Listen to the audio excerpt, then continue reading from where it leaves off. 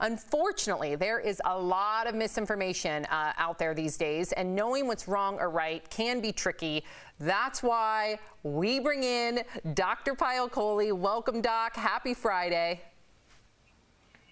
Hey guys, happy Friday. Yep, it's Fact or Fiction Friday, I should say. So Doc, help us out by saying if these popular beliefs about COVID-19 are either fact or fiction. So scientists are considering creating a diluted version of the coronavirus to inject into people. Is this fact or fiction?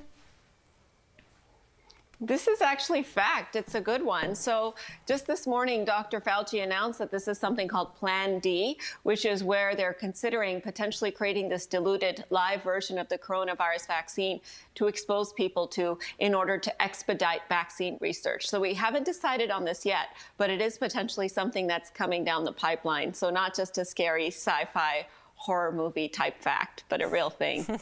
Okay, so Doc, once a vaccine is found, then our lives can completely go back to normal again. Is that fact or fiction? Please say fact.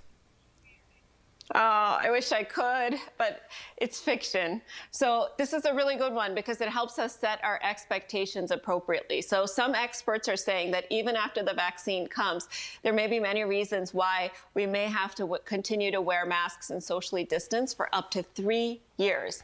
And that's because the vaccine could be incompletely effective. So it could give partial protection, but not complete protection.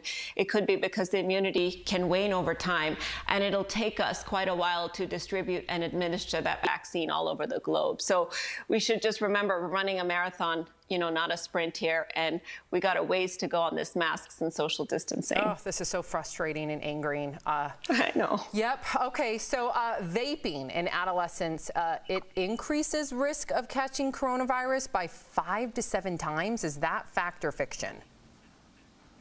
This is a fact. I was shocked to see the study out of Stanford Medical School. So if you've ever vaped, you have a 5 times higher risk of catching COVID. And if you vaped and used tobacco products in the last 30 days, you have a 7 times higher risk of catching COVID. And not only do you have a higher risk of catching it, you have a 5 times higher risk of having symptoms from COVID. So you have a worse version of the disease. So quite a sobering reminder, because there's so many people out there that think vaping is innocuous. Good to know. Well, masks made of any materials are better than no mask at all. Is this fact or fiction, Doc?